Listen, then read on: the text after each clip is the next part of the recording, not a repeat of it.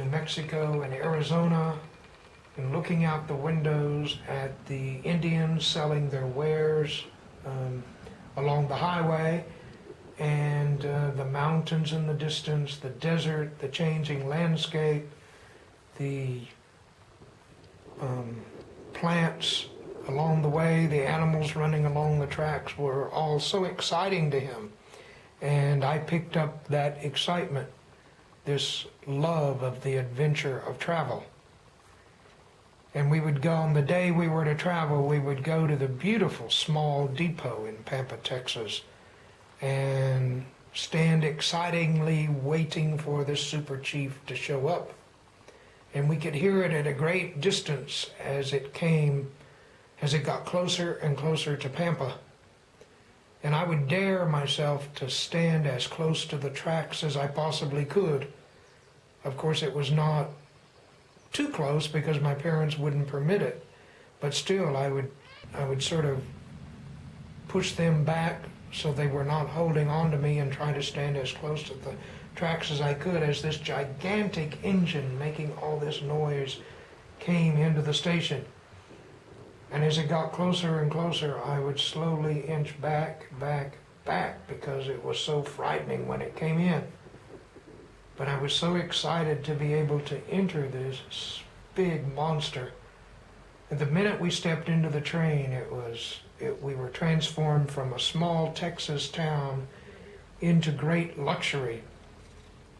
And my sister and I would take our seats with our parents. There was a lot of room. We would get comfortable, and then we were waiting until the exciting time when we could go to the dining car, because the dining car in those days was so luxurious, laid out with all the proper linens and plates and china and silverware. And because we had traveled before on the Santa Fe Super Chief, we knew how to order food, checking off what we wanted on a little card ourselves that was left at the table instead of telling the waiter. And so we would eat on the Santa Fe Super Chief as it went through New Mexico and Arizona. And we would look out the window and we could see Indians along the road. When the train tracks came close to the road, we could see Indians with their booths set up, selling their wares to people passing by in their cars. And my father would talk about the landscape as we went by, and talk about the history of the area as we went by. And eventually we would get to Stockton, California, where we would have very affectionate relatives who paid a lot of attention to us, and it was all just unbelievably exciting. And it was from that I began to develop my love of travel. So I dreamed of traveling, and any books that we had in our small Texas school that showed exotic places throughout the world, I was excited to read. And history and geography were my favorite subjects in school. And I just wanted to travel. That was the main thing I wanted to do. My parents were different than most people in the town in that my parents believed in the equality of all people, and they didn't believe that one group of people was superior to another group of people, or that one religion was superior to another group of people. They just regarded all people on earth as equal in God's eyes, which left me with a burning desire to meet as many people from as many different cultures as I could, to constantly be reinforcing the beliefs about the equality of people. And so through the years I have managed to travel a lot in Mexico. I've lived in the Yemen Arab Republic for 2 years. I lived in Saudi Arabia for 2 years. I visited Ethiopia, Egypt, Morocco. I've traveled through many European countries, especially the Western European countries. In the East, I've only been to Prague, but every time I meet people from different countries, different cultures, it reinforces the feeling that all people are of equal worth in the eyes of God. Since I'm now 68 years old and I'm limiting where I travel, I realize I won't be meeting people from a lot of cultures. I have been to Korea. I went to Korea 3 times for work and had some free time there to sightsee. I went to Thailand for pleasure. But now I'm settled at the University of Arkansas. I have a small apartment off campus where I can meet many different students from many different cultures. So now I'm learning about people from different cultures without actually going to their countries. And sometimes I think that because I have 3 good Chinese friends, I sometimes think that it's more valuable for me to have the opportunity to be friends with these 3 Chinese families in Fayetteville, Arkansas, than it is for me to actually see the Great Wall of China. As if I were a tourist going to China, I would have a few hours at the Great Wall of China looking at that Great Wall, but I wouldn't know any Chinese people. But at least in Fayetteville, Arkansas, I have the opportunity to make friends with people from China. Of course, I would like to see the Great Wall of China, but more valuable for me is making friends with people from that culture.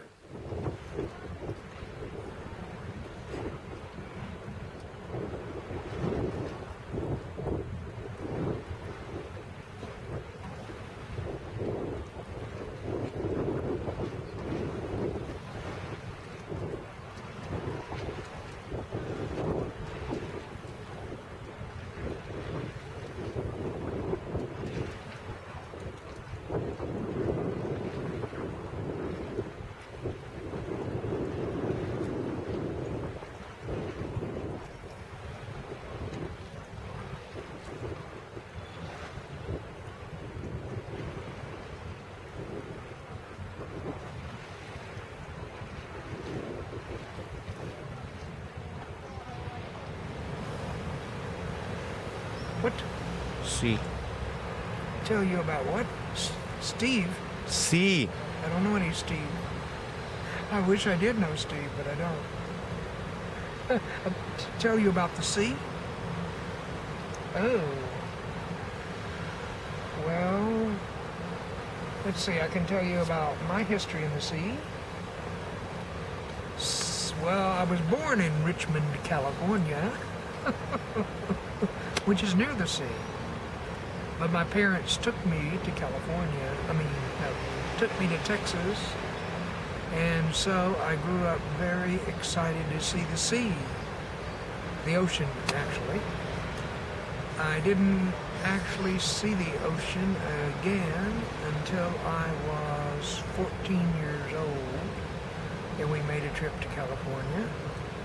And I got to see the ocean from San Francisco, and I was so excited. And as a matter of fact, the Cliff House in San Francisco is still one of my favorite places to visit because it has such a nostalgic value for my family.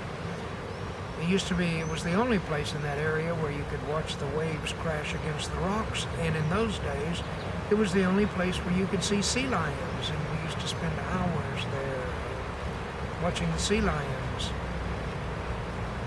The next time I visited the ocean, I don't know, maybe I went to Mexico. But anyway, I've always loved the ocean, loved being near the ocean, even though the ocean frightens me because if it has big waves, I will never go very far out.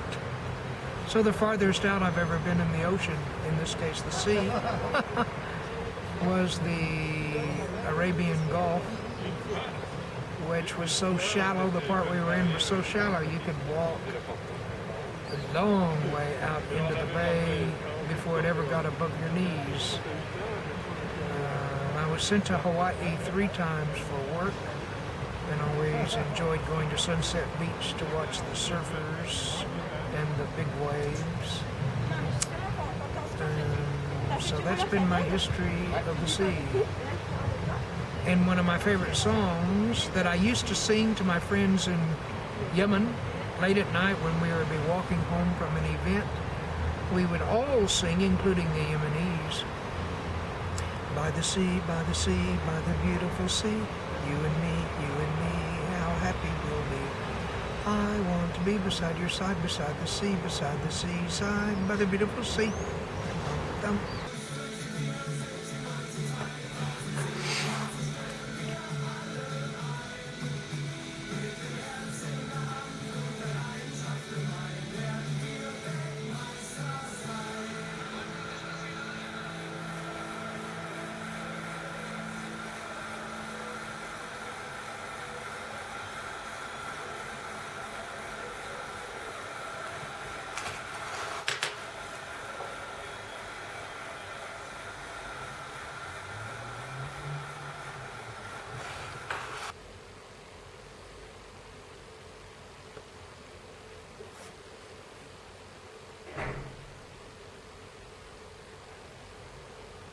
And every fair from fair sometime declines, by chance or nature's changing course untrimmed. But thy eternal summer shall not fade, nor lose possession of that fair thou owest, nor shall death brag thou wanderest in his shade, when in eternal lines to time thou growest. So long as men can breathe, or eyes can see, so long lives this, and this gives life to thee. Oh, that's number, I gotta write those down, that's number 8. That's number 8.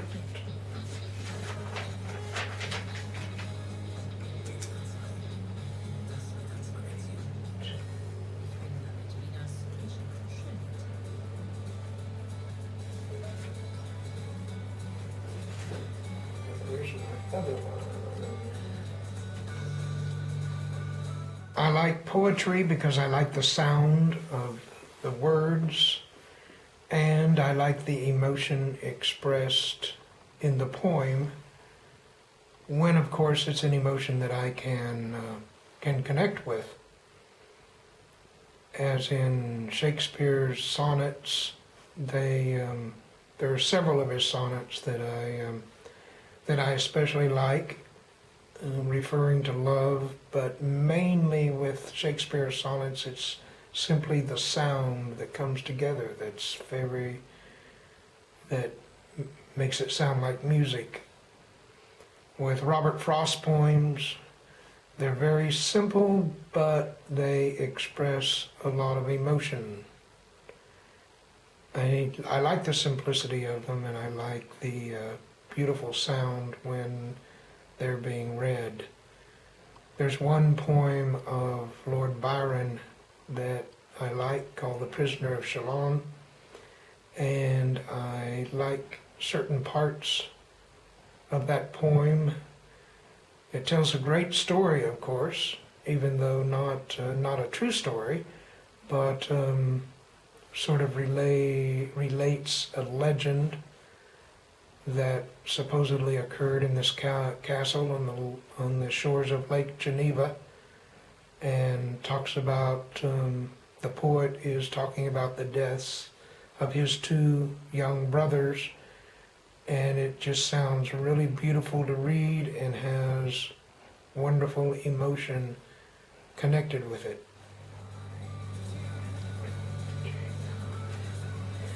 When in disgrace with fortune in men's eyes, I all alone beweep my outcast state, and trouble deaf heaven with my bootless cries, and look upon myself and curse my fate. Wishing me like to one more rich in hope, featured like him with friends possessed, desiring this man's art and that man's scope, with what I most enjoy, contented least. Yet in these thoughts, myself almost despising, haply I think on thee, and then my state. Like to the lark at break of day arising from sullen earth sings hymns at heaven's gate. For thy sweet love remembered such wealth brings, that then I scorn to change my state with kings.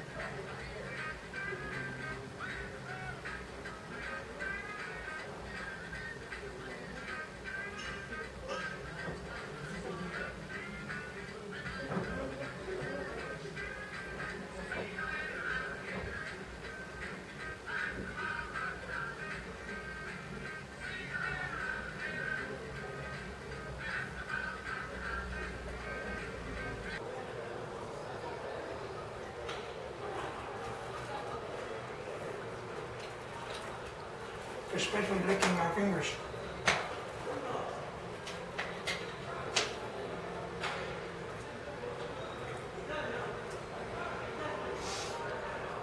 Milk is actually supposed to raise triglycerides.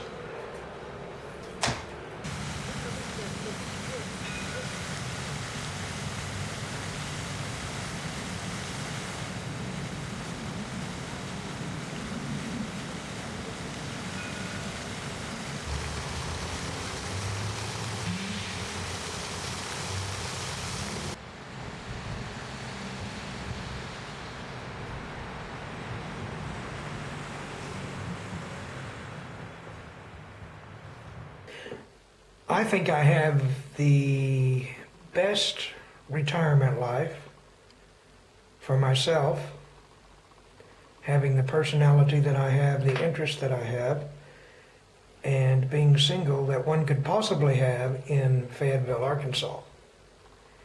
It's a very beautiful area built in the Ozark Mountains. I love books, I love reading. I have a tiny apartment right across the street from a large university. So it's an 8-minute walk to the university library where I can read all the magazines or look at the books, or even when I'm auditing classes, check out books. And there's also a beautiful library, city library, a 15-minute walk away from my apartment where I can hang out, check out books, relax. I also spend a lot of time helping international students improve their English, and those students have become great friends. Students from Colombia, students from Vietnam, students from China, have one student from Cambodia. They are all delightful to hang around with. And one Chinese student I meet 3 days a week at 8 a.m. at the library. And that gives me 3 mornings of the week where I have to be up and at the library by 8 a.m., which is good for a single retired person, because if I didn't do that, I would probably sleep much too late. And the other mornings that are left, when I do get to sleep a little later, it's a great pleasure to do that. The university has a lot of international festivals through the International Student Organization, And almost every weekend, student invites me to go to one of those festivals. And so this year I've been to 3 Indian festivals. I've been to a Native American festival. I've been to 2 Chinese festivals. I've been to an African festival. And I always go with several students who have invited me to go with them.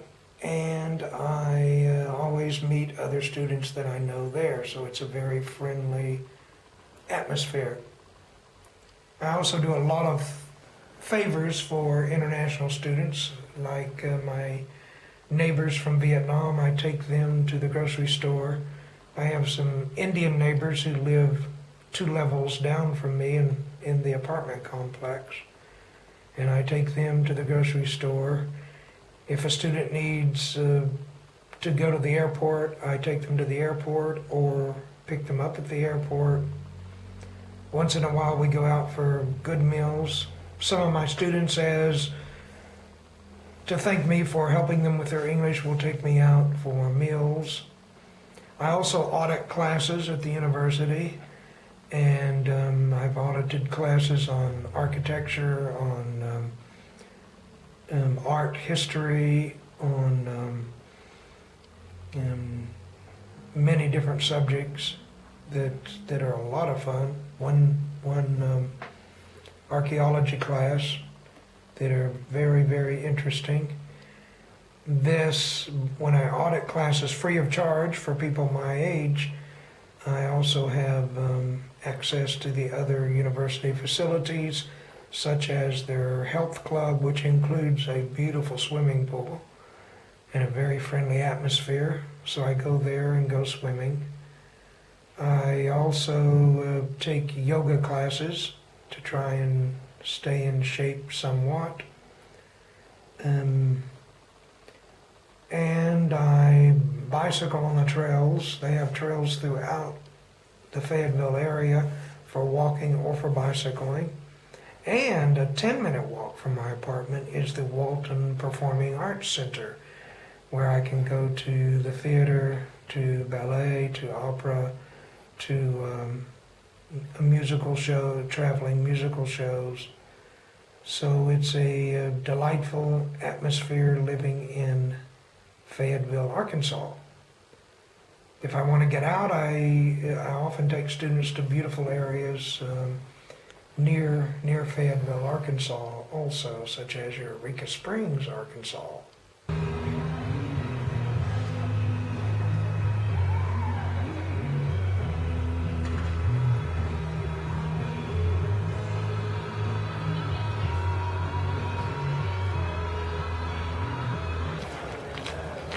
I have been one acquainted with the night.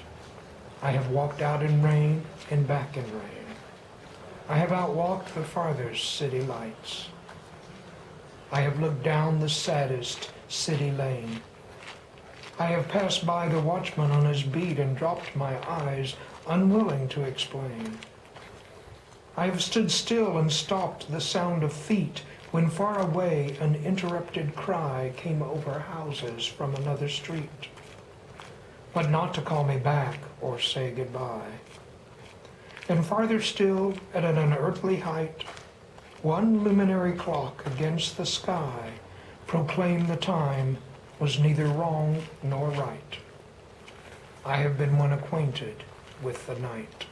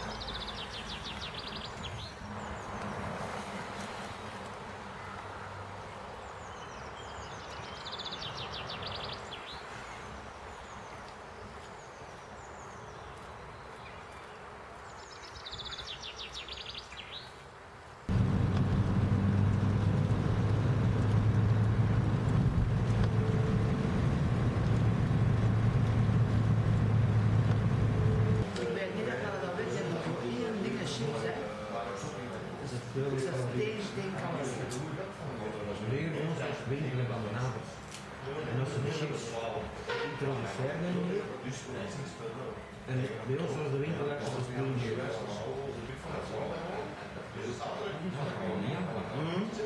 When I first visited Sri Lanka, and there was that young man, 70 years old by then, who took care of my heavy photo and film material. All day we climbed up the holy mountain in winter, and okay, after we left, I gave him a packet of cheese and gave him some tips and an address, of course, address. Can I have your address to write you? We wrote, and I decided by then to send money to his mama.